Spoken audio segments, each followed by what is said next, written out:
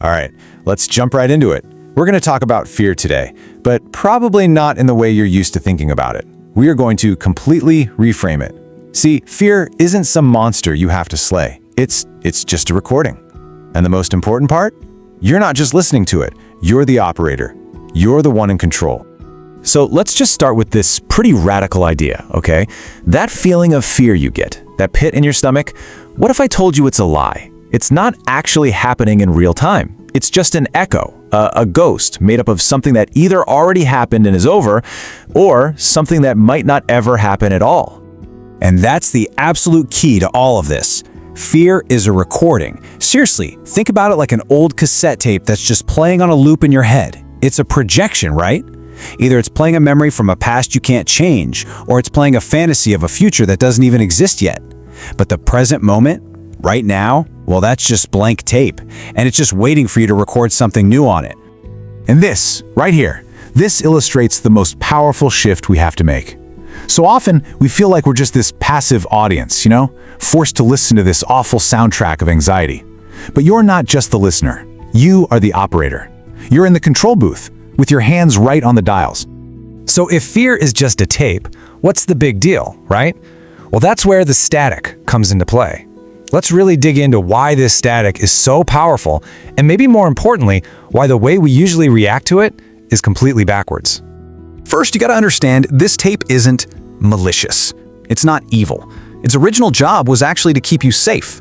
The problem is, it does this by playing these really unhelpful tracks, Tracks like Stay Small, Don't Be Seen, or my personal favorite, What If Everyone Laughs?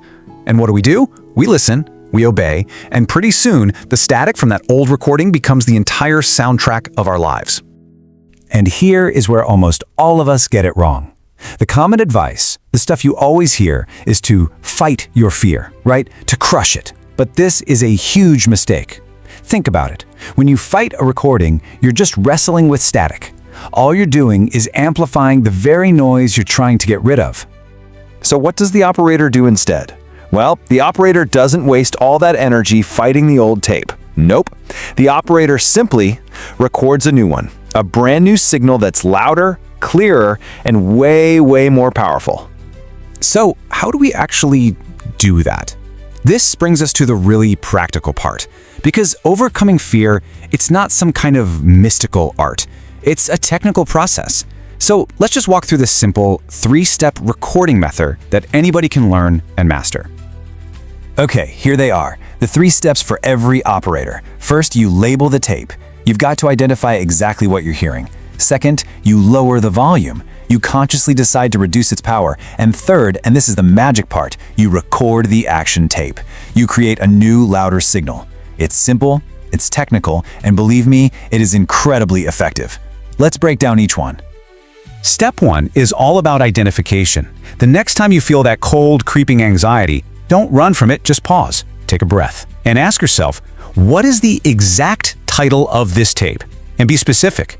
Is it the fear of rejection tape? Is it the fear of failure tape? Because the moment you name it, something shifts. You go from being inside the emotion to observing it. Boom, you've just walked into the control booth.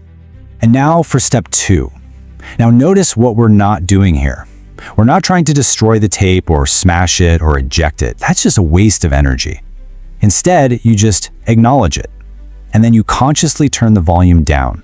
You can literally say to yourself, okay, I hear you, fear of failure tape, but I'm the operator here and I'm turning your volume down to a 1. You've just decided it's background noise now. And this is such a crucial redefinition of what courage even is. We're not aiming for fearlessness. That old fear tape, it might always be there, playing faintly in the background. But courage isn't the absence of that tape. Courage is knowing it's playing and hitting record on a new track anyway. Okay, this is it. This is the most important step of the whole process. You've labeled the fear, you've turned the volume way down. Now you have to record something new on a blank channel. And this new tape, we call it the action tape. Because while fear is a tape of what if, action is a tape of what is. And you can just see the difference so clearly here. The fear tape is always loud. It's vague and it's totally paralyzing. It screams, "Don't start the business." But the action tape, it has to be the exact opposite. It's quiet, it's specific, it's physical. It's a tiny micro-action. It just whispers, I will write one sentence of the business plan, or I will just find the phone number. That's it. And this is the key takeaway. If you remember one thing, let it be this. Fear shouts. It is always going to be the loudest thing in the room. But your action, your new recording, it doesn't need to shout back. It just needs to be a whisper, a small, concrete, undeniable step forward. So you might be wondering, why do these little tiny whispers of action matter so much? Well, because this whole process, it isn't just a mind trick. This is about fundamentally rewiring your brain. It's about making action your new automatic default. So here's the secret of the whole recording studio, okay? Your brain works on grooves. The tapes you play the most often, they get deeper. They become your automatic default response. Every single time you listen to and obey that fear tape, you're just digging that groove of stop a little bit deeper. But, and this is the beautiful part, every single time you record a micro action, it doesn't matter how small it is, you begin to etch a brand new groove. You're carving out the groove of go, the groove of I can. You are literally, physically training your brain to default to action, not avoidance. So this becomes your new practice, your new mantra, really. The fear tape, oh, it'll play again tomorrow. That's totally normal. Your job isn't to stop it from playing. Your job is just to calmly show up as the operator and run the process. Label the track, lower its volume, and record one new action tape. And over time, something really profound starts to happen. That new groove of go gets deeper and deeper until it becomes your default. Your new action tape becomes so practiced, so automatic, that it just drowns out the old static. You've finally made your new signal louder. That old recording of fear, it no longer has the controls. You do.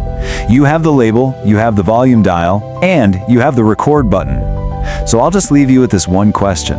To start your new work as the operator, what is the title of the fear tape you are choosing to turn down today? Stop listening to the past. It's time to start recording your future.